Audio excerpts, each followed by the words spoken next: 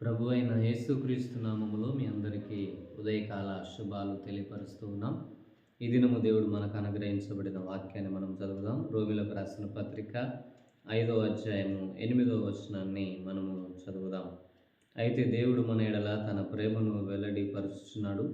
ఎట్లనగా మనం ఇంకనూ పాపులమై ఉండగానే క్రీస్తు మన కొరకు చనిపోయెను. ప్రియమైన దేవుని బిడ్డలారా, యేసుక్రీస్తుల ప్రభువారు మనము ఇంకా పాపులమై ఉండగా, దోషులమై ఉండగా మనందరినీ రక్షించడానికి రక్షకుడుగా ఈ లోకంలోనికి వచ్చాడు. మనందరినీ రక్షించి తన రాజ్యంలో నిలబెట్టడానికి ఆయన ఈ లోకానికి వచ్చాడు. ఇంకా మనము దోషులుగా ఉంటున్నప్పుడు, పాపపు స్థితి కలిగినటువంటి వ్యక్తులుగా మనం ఉంటున్నప్పుడు మనందరి కొరకు ఆయన కలువరి సిలువలో మరణించాడు. కాబట్టి నీవు నేను మనందరము కూడా ఆయన చేతుల్లో మనము ఉండవలసిన వారమైన, ఆయన హస్తాలలో మనం ఉండవలసిన వారమైన, ఆయన రక్తములో కడగబడినటువంటి వ్యక్తులుగా మనము ఉండాలి ప్రియులారా. ఎందుకంటే మనందరి కొరకు ప్రభువు చనిపోయి మనల్ని విమోచించి తన రాజ్యానికి వారసులుగా చేసుకుంటున్నాడు.